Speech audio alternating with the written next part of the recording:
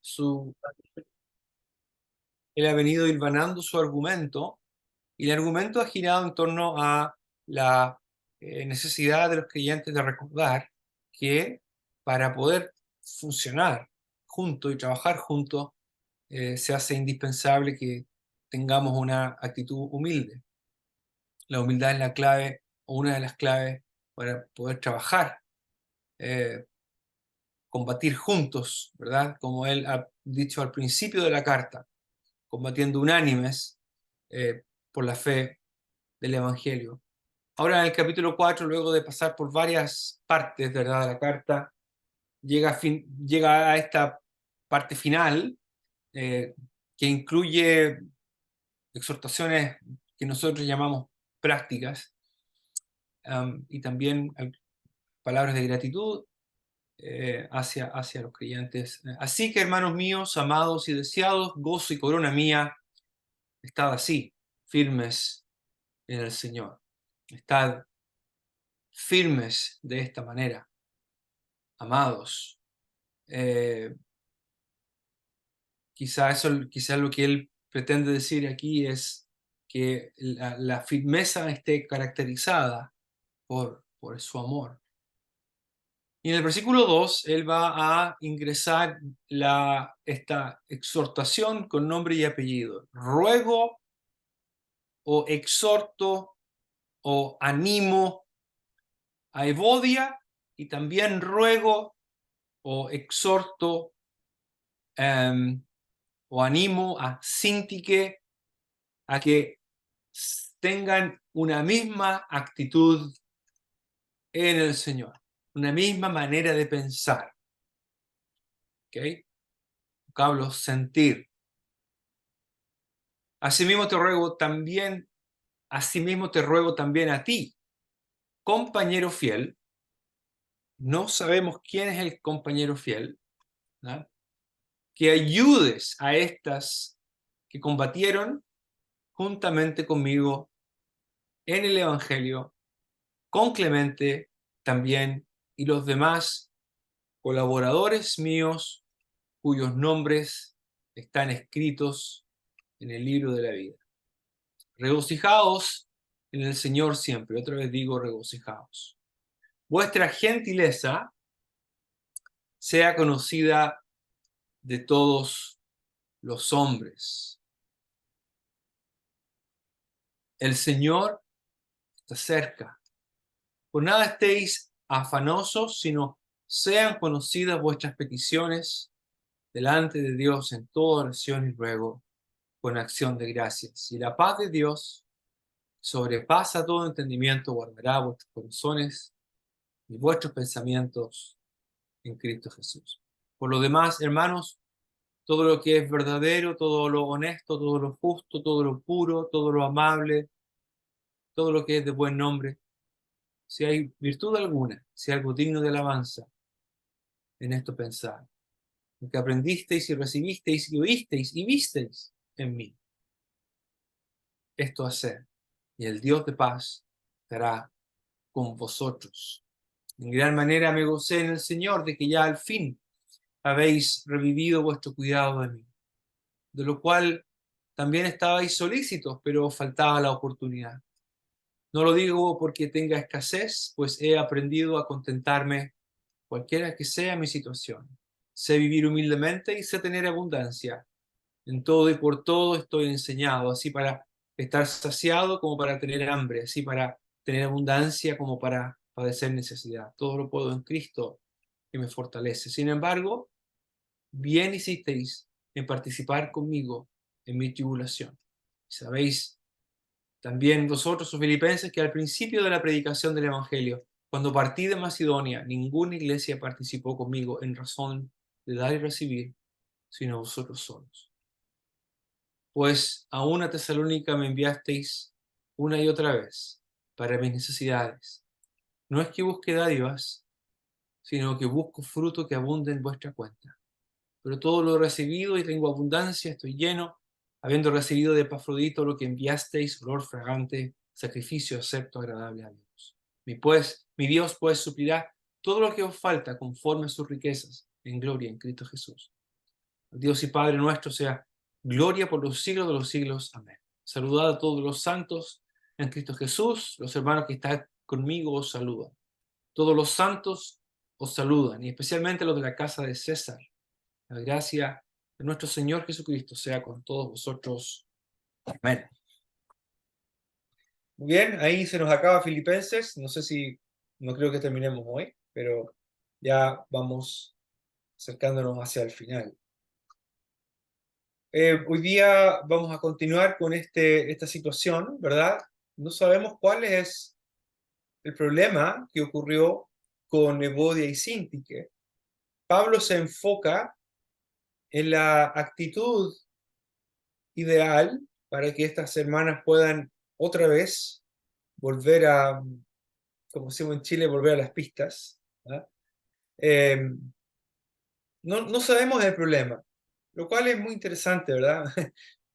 Muchas veces cuando ocurre algo entre dos personas, lo primero que preguntamos es ¿qué pasó? Y sin embargo, Pablo no nos dice qué pasó.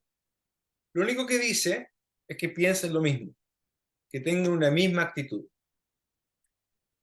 ¿Cuánto tiempo ha ocurrido esto? No lo sabemos. ¿Qué fue lo que ocurrió? Tampoco lo sabemos. Lo que sí sabemos es que en este momento estas dos hermanas no están teniendo un mismo sentir. También sabemos que ellas fueron combatientes, combatieron juntamente conmigo en el Evangelio. La expresión combatieron ya ha aparecido antes, aquí en Filipenses, capítulo 1 y versículo 27. Pablo dice allí que lo que él espera saber de los creyentes en Filipos es que están todos unánimes, combatiendo unidos, combatiendo unánimes por la fe del Evangelio. El vocablo combatir tiene connotaciones atléticas. De hecho, lo mencioné varias veces cuando vimos este versículo, el verbo aquí, sun athleo. Athleo se relaciona con la palabra atleta o atletismo. La palabra sun al principio es lo que se conoce como un sufijo. Es una pequeña palabrita que se pone antes y significa con. Es muy común en griego la palabra sun, juntamente con. Pablo ocupa esa palabra, muchas veces palabras compuestas como esa, con ese pequeño componente sun. Y en este caso, sunathleo sugiere el trabajo en equipo, como el trabajo de un equipo, ¿verdad? Y lo he explicado esto antes. En el mundo antiguo no se jugaba a la pelota, pero habían otras actividades, ya sea en la guerra, con el combatir. En nuestros días, a lo mejor, la figura deportiva ayuda a entender, ¿verdad? Eh, todos tienen que trabajar, todos tienen diferentes posiciones, o también pueden tener diferentes capacidades, y de acuerdo a eso se busca cómo ese equipo puede trabajar mejor. Evodia y Síntique combatieron juntamente con Pablo en el Evangelio. Eran parte de ese grupo. Pablo les llama también colaboradores. Aquí está otra vez la palabra colaboradores, sun ergos, otra vez con el prefijo sun ergos. Lo interesante del vocablo sun ergos, colaborador. De hecho, la palabra sun en griego, ese prefijo, dije sufijo, perdón, es un prefijo. El prefijo sun es como nuestro equivalente al prefijo que ocupamos en español co, ¿verdad? Un colaborador, que realmente viene de la palabra con. Es alguien que trabaja juntamente conmigo, ¿verdad?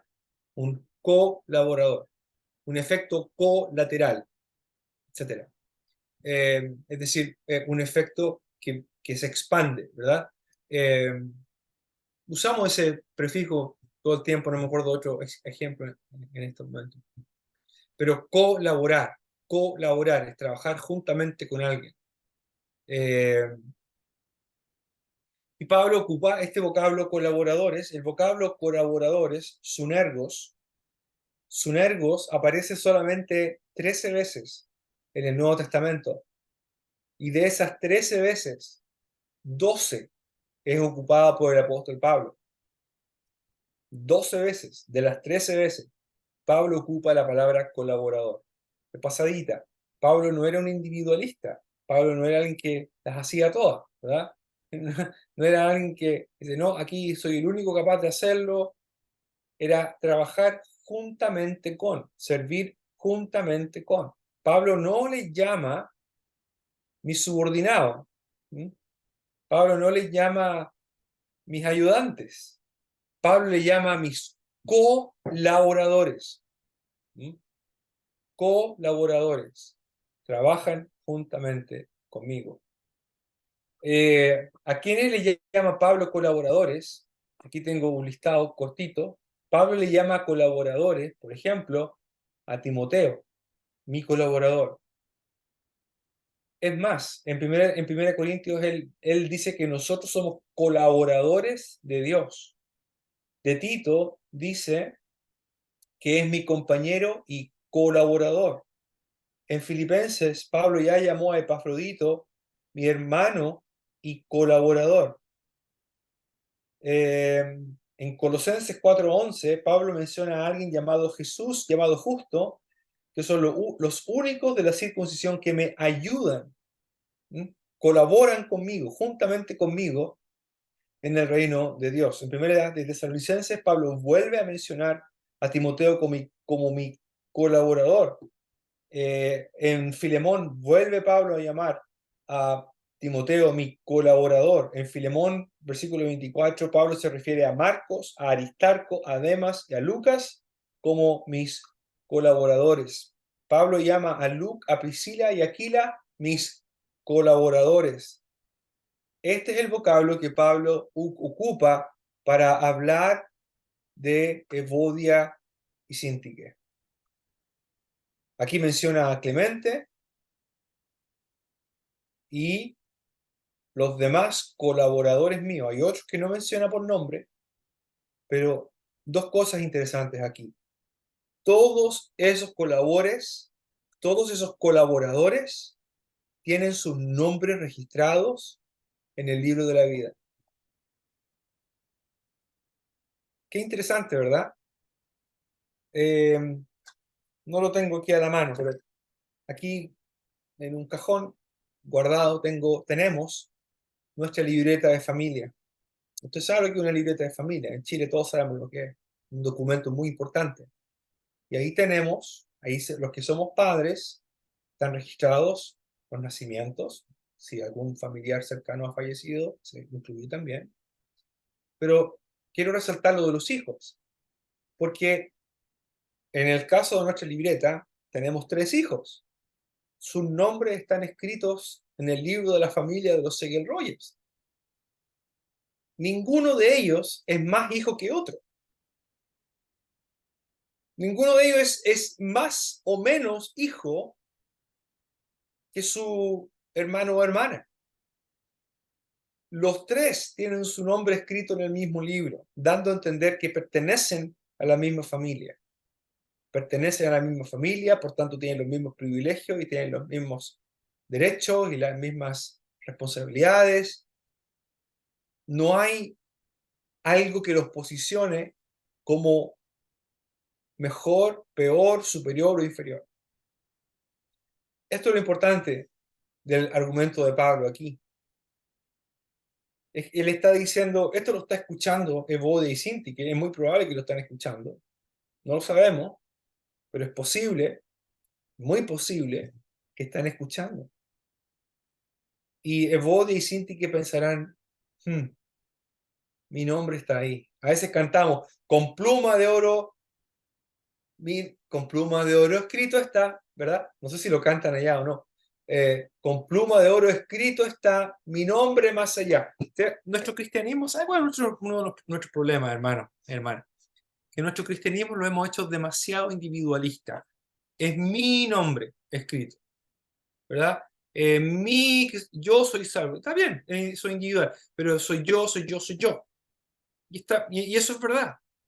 Pero Pablo está recordando a Evodia y Síntique que tanto el nombre de ellas, una y otra, tanto de Evodia y Síntique, sus dos nombres están en el libro de la vida. Las dos pertenecen a la misma familia. Y nada va a cambiar eso. La segunda cosa que Pablo resalta es que ellas fueron colaboradoras, estuvieron colaborando, trabajando codo a codo, porque esa es la idea de la expresión combatieron juntamente conmigo. Me da la impresión, por la clase de lenguaje que Pablo ocupa, que estas dos hermanas tenían una función muy preponderante, muy relevante en el servicio. No sabemos quiénes son. Ellos sabían quiénes eran, pero los filipenses, pero nosotros no sabemos quiénes son. Pero lo que sí sabemos es que estas dos hermanas, por la razón que sea, ya no están trabajando juntas. ¿Qué es lo que Pablo ha argumentado hasta ahora? Que obviamente no se trata de uno mismo, sino que se trata de Dios, se trata de su obra, se trata de sus planes, se trata de su propósito. ¿Sí? No se trata de mí, se trata del Señor y su obra. Y estas dos hermanas ya no están trabajando juntas. No sabemos qué pasó después de esto. Se reconciliaron. Después de esta carta sería triste que no se hayan reconciliado, ¿no? Una carta que ha sido nada menos que incluida en el canon como palabra de Dios. Pero hermanos, es un buen recordatorio de que cuando vengan las diferencias, cuando vengan las dificultades entre personas, porque como somos personas, obviamente vamos a estar expuestos a tener diferencias de opinión, y a mí me gusta color azul, y a mí me gusta color verde, y ya no voy más porque no lo pintaron amarillo, yo quería amarillo y ya no voy a la reunión, o ya no ayudo más, en fin. Todas esas cosas que terminan siendo un impedimento para el progreso de la obra tienen que ser puestas a un lado. Al final no hay mucha excusa. Pablo nunca dice en esta carta que una de las dos tiene la razón. Simplemente les pide que tengan la misma actitud en el Señor. Inmediatamente después de esta exhortación, él dice: regocijaos en el Señor. Regocijaos en el Señor siempre. Otra vez digo, regocijaos. La inclusión de esta exhortación es llamativa porque uno podría pensar, ¿qué tiene que ver con lo anterior? Bueno, es posible que una circunstancia tensa como la que se percibe en la carta va a generar como consecuencia casi inevitable la ausencia de gozo. Y de hecho, una de las cosas más complicadas en una iglesia es cuando ocurren separaciones, divisiones interiores, eh, eh, alejamientos, y están las personas ahí presentes. El ambiente es un ambiente absolutamente indeseable. Eh, eh, y sin embargo, por estas cosas que somos nosotros los seres humanos, nos parecemos a los judíos del Antiguo Testamento, ¿verdad? No importa, hay que seguir ofreciendo la ofrenda porque es importante, ¿verdad? Y no importa si estoy peleado con todo el mundo.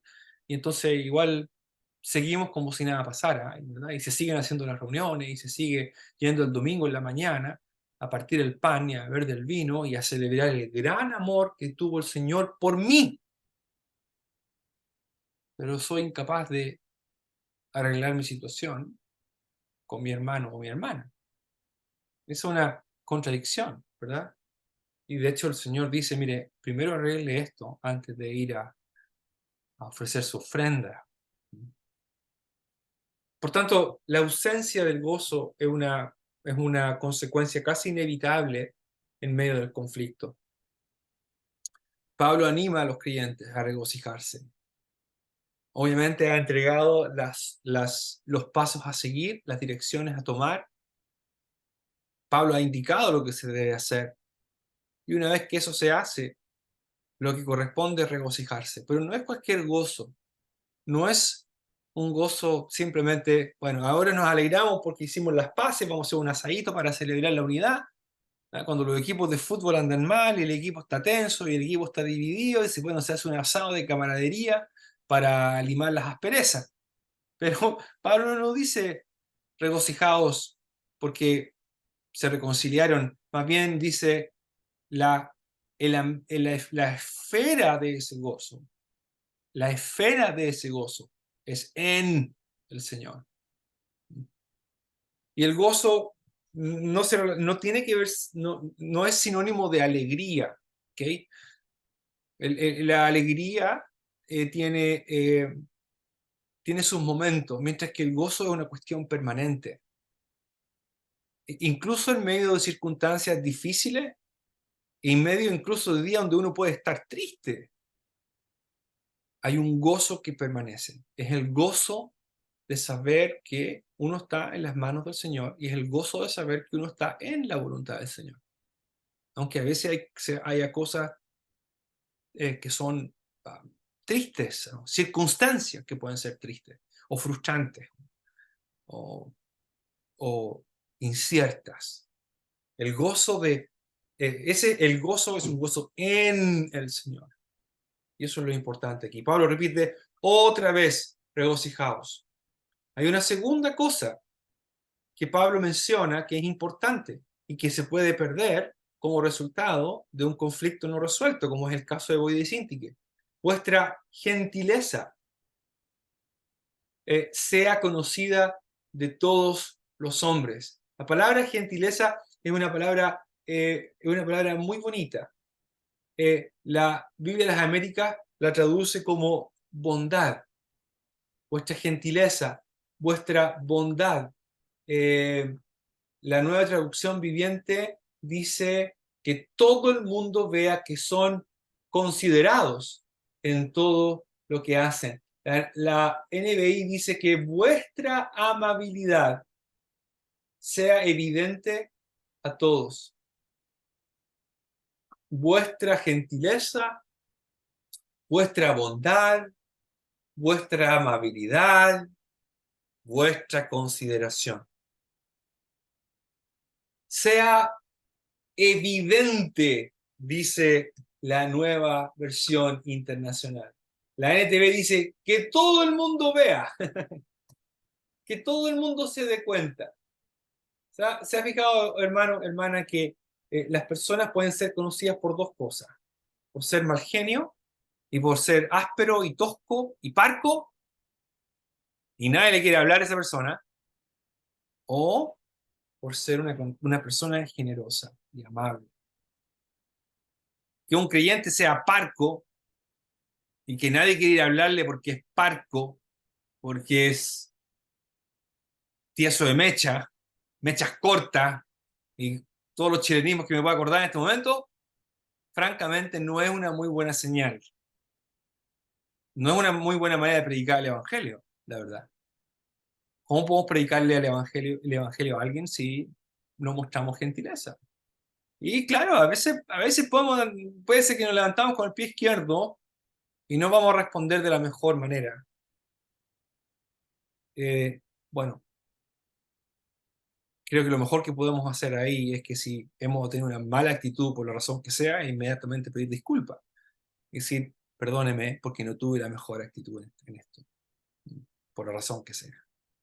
Pero la gentileza tiene que ver con una actitud de bondad, de escuchar, de ser sensible, todas esas cosas. Y sabe que eso hace que las personas quieran seguir en contacto con usted. Nadie quiere juntarse con el pesado del curso, ¿verdad? ¿Quién quiere juntarse con el pesado o el amargado? ¿Quién quiere? Nadie quiere estar así. Pero si alguien es amable, se toma el tiempo de escuchar, se toma el tiempo de de tratar de simpatizar. Esas cosas son un atractivo, especialmente para quienes no conocen al Señor. Porque la sociedad en que vivimos es una sociedad que hoy día no tiene tiempo de escuchar, no tiene tiempo de nada, y muy egocéntrica. Por tanto, la bondad o la gentileza es una de las cosas que primero se pierde. La, eh, donde se puede ver bien la gentileza es cuando uno maneja. Ahí se ve bien qué tan gentiles somos. ¿Mm? Dejar pasar a la persona, dejar pasar al peatón, que son cuestiones cívicas básicas, pero somos tan agresivos, ¿verdad? En Chile el conductor es muy agresivo. Canadienses, incluso en Toronto, que es una ciudad grande, y de las ciudades grandes la gente es más loca, pero la gente es más amable, ¿sí? En general. Si uno señaliza para meterse, porque necesita meterse, ¿sabe qué hace el auto de atrás? El auto de atrás frena y lo deja pasar. Allá no, pues allá en mi país acelera para que no pase, ¿verdad? Bueno, de alguna manera los creyentes tenemos que mostrar nuestra gentileza a todos los hombres. ¿Por qué es importante? Porque el Señor está cerca. ¿Qué hace esta aseveración aquí? Cuando yo era niño, y por un buen tiempo y joven, siempre entendí, el Señor está cerca a la venida del Señor, ¿verdad? A lo mejor así es como ustedes lo entienden. Pero el contexto sugiere, no es que esté mal, en vista de que el Señor viene pronto, en vista de que la venida del Señor está cerca, debería yo evidenciar mi gentileza a otros. Una buena razón. Sin embargo, Pablo no dice la venida del Señor está cerca, dice el Señor está cerca. El vocablo cerca puede indicar, hay dos maneras de entender cercanía, ¿verdad? Puede ser cercanía en el tiempo o puede ser cercanía física, ¿verdad? Ustedes y nosotros en este momento estamos lejos físicamente. Podemos estar cerca tecnológicamente y emocionalmente, podemos estar cerca, pero físicamente estamos lejos. El vocablo que ocupa Pablo aquí en Gus, adverbio, en Gus, probablemente indica cercanía física o cercanía presencial. Vuestra gentileza sea conocida de todos los hombres porque el Señor está cerca, está aquí, al lado. El Señor está cerca. Una buena razón para ser gentil y bondadoso y mostrar gentileza y bondad a los demás. Hay una tercera cosa que Pablo menciona que se asocia con la situación de la tensión que existe entre Bodhi y Sinti, que una tensión como esta va a afectar el gozo, va a afectar la gentileza y también va a afectar nuestra paz, o va a afectar la paz de ellos. Por eso Pablo ahora habla de no estar afanoso, de no caer en ansiedad. Por nada estéis afanosos. La expresión en griego es muy interesante porque realmente no hay, es una frase muy cortita, ¿ya? Simplemente dice, meden merimnate, meden merimnate, solo dos palabras. Nada, y la segunda palabra es afanarse. ¿No? Por nada, en nada, por nada, entren en un estado de ansiosa inquietud, de ansiedad, de excesiva preocupación. Esto no es fácil, no es fácil, es difícil. Es difícil porque a veces las circunstancias son difíciles. Y cuando no vemos que las soluciones lleguen en el tiempo que uno quisiera, la respuesta es entonces caer en un estado de ansiedad. Y la ansiedad puede llevar a la frustración, al enojo. Francamente, no es lo que el Señor quiere de nosotros. Y Pablo dice, por nada entren en ese estado de inquietud. Más bien que vuestras peticiones sean conocidas delante de Dios en oración o en toda oración, ruego y con acción de gracias. Esto es la respuesta que deberíamos mostrar. La respuesta que el apóstol Pablo le está dando. Y Pablo sabe de esto. Él sabe lo que está escribiendo. Más abajo lo leímos, ¿verdad? Pablo le dice, hicisteis bien en participar conmigo en mi tribulación. Pablo les da gracias por todo el apoyo que ha recibido de la iglesia en Filipos. Dice Pablo, el apóstol le dice, de todas las iglesias de ahí del área, ¿cómo es que dice él? Dice más abajo, dice, simplemente dice, cuando partí de Macedonia, ninguna iglesia participó conmigo, sino vosotros solos. Interesante esto. Detalle que me llama la atención en este momento. Ninguna iglesia, dice Pablo. Ustedes fueron los únicos. Y dice, hicisteis bien en participar conmigo en mi tribulación. Así le llama, tribulación. ¿Qué es lo que está pasando el apóstol Pablo? Bueno, está en la cárcel. Está preso, con pocos recursos seguramente, con incertidumbre en cuanto a su futuro, como vimos en el capítulo 1. Él no sabe si va a morir, él no sabe si va a vivir. Y por tanto lo más lógico es que desde el punto de vista humano esté, diríamos nosotros, ansioso. Así que cuando Pablo dice por nada estéis afanosos, él sabe lo que está diciendo, él sabe por experiencia. Él sabe lo que significa estar bajo circunstancias difíciles, pero él dice, ¿sabe qué?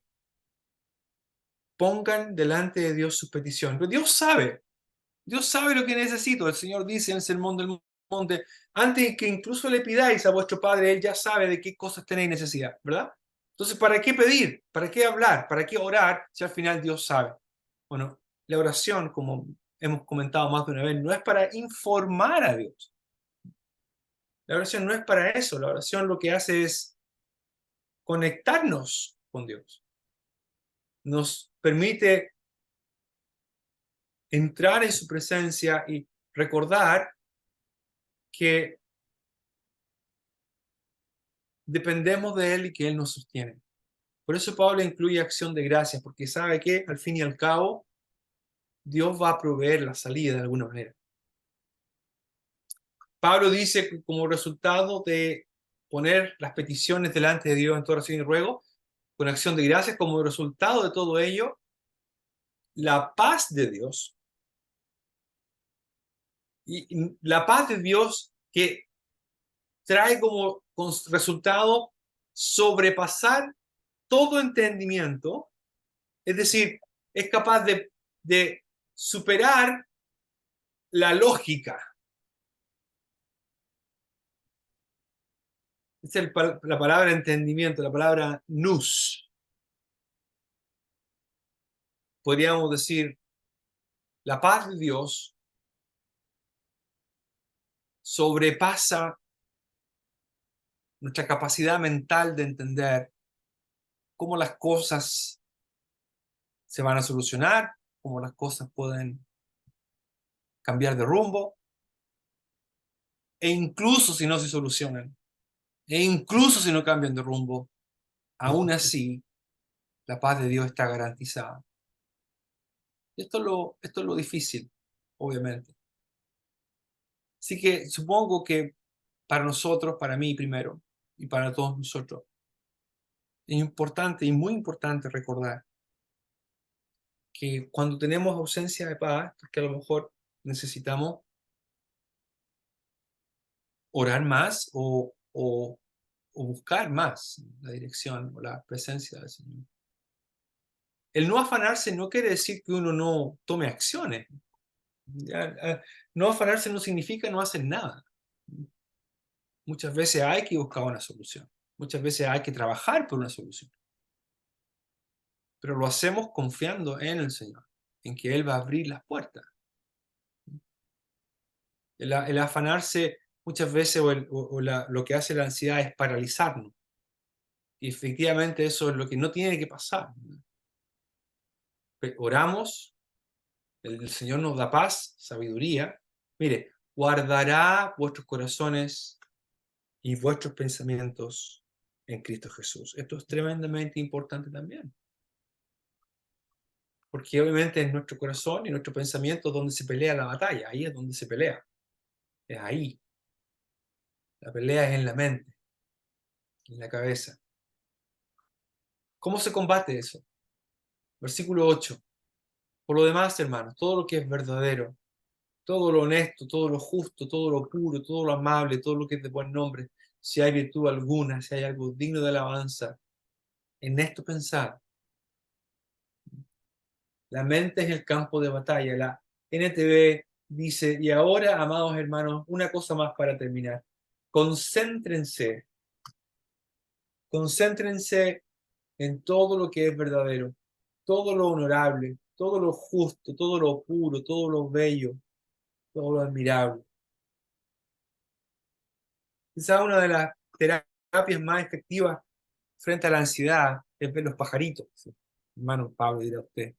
Usted no sabe los problemas que yo tengo, no tengo tiempo para andar mirando los pajarracos que andan volando ahí. Tómese un tiempo. Mire y aprecie la belleza de cada uno de ellos. O una flor, aunque sea esas que crecen al lado del camino. El Señor dijo, Dios las viste así, ni siquiera Salomón pudo vestirse como uno de ellas. Miren esos pajaritos, Dios las cuida. Ustedes valen más que un pajarito, valen mucho más que un pajarito. Entonces, todo esto que Pablo menciona aquí, el no afanarse tiene que ser reemplazado, esa manera de pensar, ¿verdad? El campo de batalla está aquí. Tenemos que centrarnos en lo que es verdadero. ¿Por qué será que Pablo menciona esto primero, lo verdadero, lo honesto? Bueno, quizás porque ya que la batalla está en nuestra mente, muchas veces lo que aceptamos como verdad realmente es mentira. Como por ejemplo, Dios no me ama, o Dios no se preocupa por mí, o Dios no está haciendo nada, ¿verdad? Todas esas mentiras son mentiras, porque no es verdad, es mentira. ¿Qué es lo verdadero? No, lo verdadero es Dios mismo. Lo verdadero es que Dios es fiel. Lo verdadero es que Dios es omnipotente. Lo verdadero es que Dios me ama. Lo verdadero es que Dios me sostiene, no importa qué. Eso es lo verdadero. Y debería yo centrar mis pensamientos en eso, en lo que es verdadero. Em, Perdí mi texto.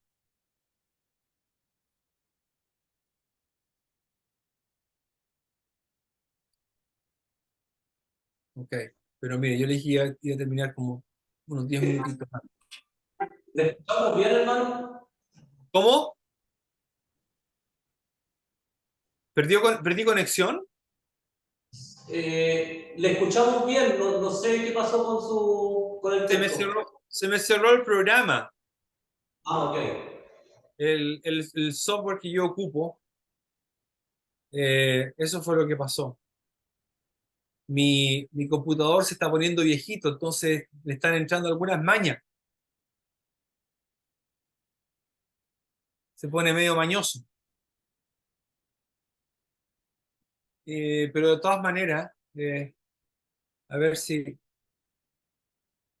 a veces pasa que se vuelve a cerrar, ojalá que no, pero para poder cerrar nuestra reunión, eh,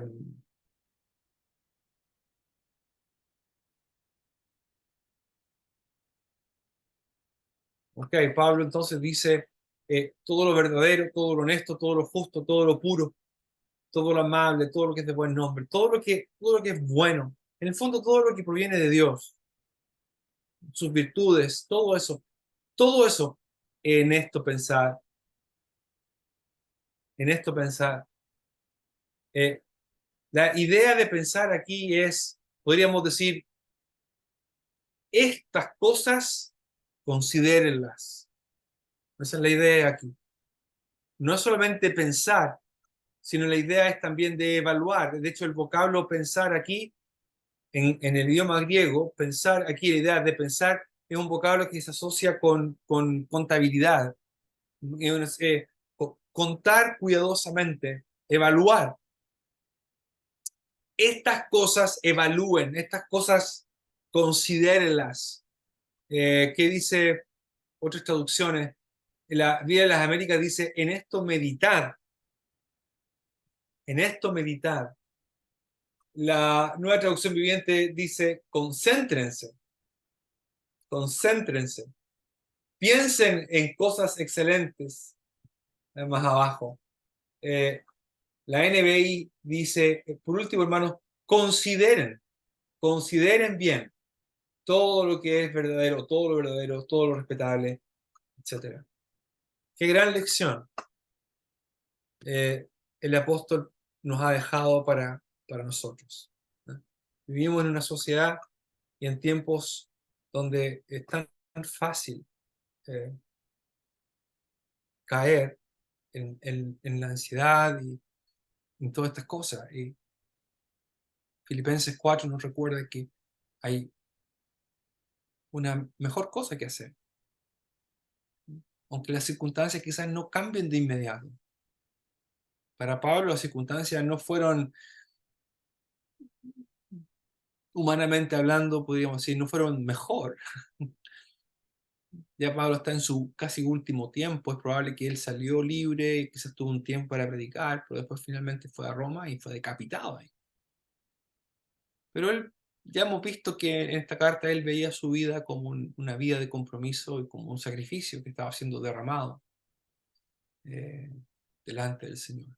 Así que el Señor bendiga su palabra y en una próxima instancia vamos a continuar. Solamente vale la pena recordar, Pablo dice que y la paz de Dios guardará vuestros corazones en Cristo Jesús. Y ahora, cuando dice en esto pensad o en esto considerad, al final él dice, y el Dios de paz estará con vosotros. La paz de Dios y el Dios de paz. Dos cosas tremendamente necesarias para nosotros. Oremos. Padre, gracias por este tiempo que hemos podido escuchar y leer de tu santo libro. Gracias, Padre, que tú eres un Dios bueno. Esto es verdadero. Tú eres bueno y eres todopoderoso. Esto es verdadero. Esto es en lo cual nuestras mentes y pensamientos deberían centrarse. Muchas veces caemos en la ansiedad y caemos en el desánimo. Ayúdanos, Señor, a recuperar o a tener la paz que viene de ti. Y tú, que eres el Dios de paz, puedas estar con nosotros. Te damos gracias y encomendamos a ti el resto de esta noche y a cada hermano o hermana allí presente. Bendícelos y ayúdalos a todos nosotros. En el nombre del Señor Jesús. Amén. Amén.